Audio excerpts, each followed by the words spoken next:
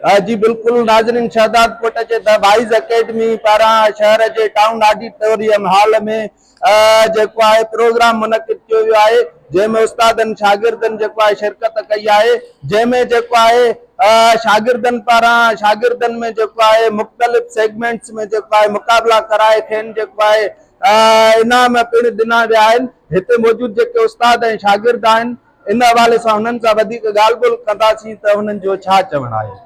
राजकोट के छोटे से टाउन में ये बहुत बड़ी अचीवमेंट है अब्दुल वहाब चन्ना की। अब्दुल वहाब चन्ना खुद एक छोटा सा एक आप उसको फ्लावर कह सकते हैं, फूल कह सकते हैं, जिसने अभी आगे ग्रो करना है, जिसने आगे बढ़ना है, तो उसकी ये अचीवमेंट बहुत बड़ी है उसके लिए, उसके करियर में बड़ा, उसके आगे उसने उसको ग्रो करना है। और जो लैक ऑफ फैसिलिटीज है, चीज़ें इसके पास पूरी नहीं थी, इवन देन जो है वो इसको करने में कामयाब हुआ है। बच्चों की एफर्ट्स बहुत बड़ी हैं, बच्चों को बड़े ज़बरदस्त तरीके से इनकरेज किया गया है और बच्चे जो है ना आउटस्टैंडिंग उन्होंने परफॉर्म किया है। शहदाद कोट का छोटा सा टाउन और इसमें बच्चे इतने स्पार्क कर रहे हैं, इनमें इतना बड़ा स्पार्क है कि आगे जाके इंशाल्लाह ये बहुत आगे जा सकते हैं। सर हिन उहे त असां पंहिंजी अकेडमी जी बिल्डिंग जे अंदर ही काफ़ी मुक़ाबला कराए चुका आहियूं, जेके न शहदाद कोट में न कि लालकाने में कॾहिं थिया आहिनि। ऐं हींअर असांजो फर्स्ट पब्लिक वॾो प्रोग्राम थियो आहे the wise academy J through, जेको हिकिड़ो मुनाज़िरो असां ऑर्गेनाइज़ करायो आहे। ॾिसो हिते शहदाद कोट में ईअं आहे त मतिलबु रुगो ग्रामर ते फोकस थिए थो, स्पीकिंग ते ॻाल्हाइण ते फोकस न आहे, कम्युनिकेशन ते फोकस न आहे। इहो पाकिस्तान, इहो सिंध, इहो शहदाद कोट तॾहिं ग्रो कंदो जॾहिं इन्हनि जी पंहिंजी कम्युनिकेशन ऐं पब्लिक स्पीकिंग त सुठी हूंदी।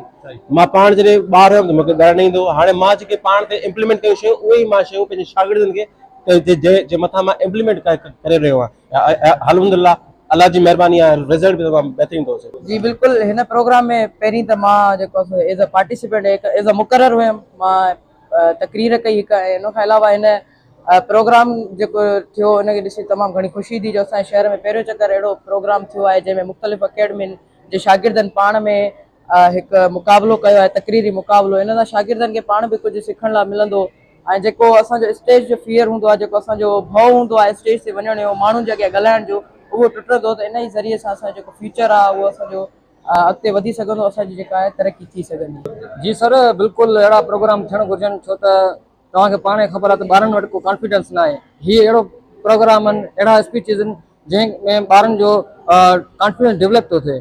त मां सभिनि खे बल्कि शहदाद कोट वारनि खे न, बल्कि मां सॼी सिंध वारनि खे ॿुधाइण थो चाहियां त महिरबानी करे अहिड़ा प्रोग्राम कयो, अहिड़ियूं स्पीचिस कयो, जीअं ॿारनि में डेवलप अचे ऐं पाण खे ॿार अपग्रेड। पहिरें दफ़ो ही प्रोग्राम थियो आहे शहदाद कोट शहर में, कॾहिं बि अहिड़ो प्रोग्राम न थियो आहे जहिड़ो अॼु थियो आहे।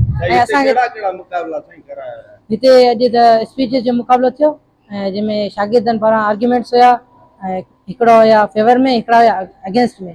त उहो प्रोग्राम कयो वियो, तमामु बहितरीनु प्रोग्राम सर अब्दुल वहाब चन्ना जी महिनत सां ऐं उनजी टीम जी महिनत सां असां तमामु ख़ुशगुज़ार आहियूं अल्लाह साईं जा, जो असांखे अॼु अहिड़ो ॾींहुं ॾेखारे।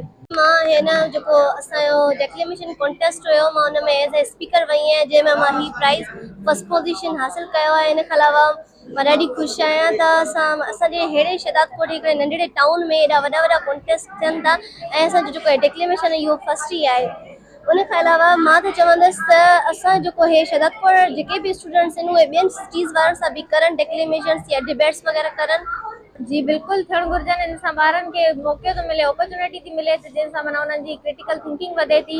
उन खां अलावा उहे ॿाहिरि अचनि था, पंहिंजे कॉन्फिडेंस सां अचनि था ऐं पंहिंजे फियर खे टोड़नि था। इल्म जे हवाले सां असांखे हिते कम्युनिकेशन स्किल्स सेखारी वेंदियूं आहिनि। उन खां अलावा जेके लिंग्विस्टिक्स जा कुझु उहे आहिनि, CSC ओरिएंटेड टॉपिक्स आहिनि, असांखे उहे सेखारिया वेंदा आहिनि। असांजो माइंड क्रिटिकल थिंकिंग जे तरफ़ माना ध्यानु करायो वेंदो आहे, ऐं उन खां अलावा ज़बरदस्त माना असांजे इन जो अकेडमी जो माहौल आहे। त हाणे वैसे त सिंपल में ग्रामर त हर जगह सिखंदा आहियूं। हिते शहदाद कोट में केतिरा टीचर्स आहिनि जेके सिर्फ़ु ग्रामर ते फोकस कंदा आहिनि, लेकिन जॾहिं कोई स्टूडेंट ॿाहिरि ईंदो आहे उनखे न एतिरो चवण में बि हो थींदो आहे त मां ठीकु आहियां, अहिड़ो बि सोचींदा आहिनि अच्छा ईअं चवणु घुरिजे, ईअं न चवणु घुरिजे, इहो ग़लति हूंदो।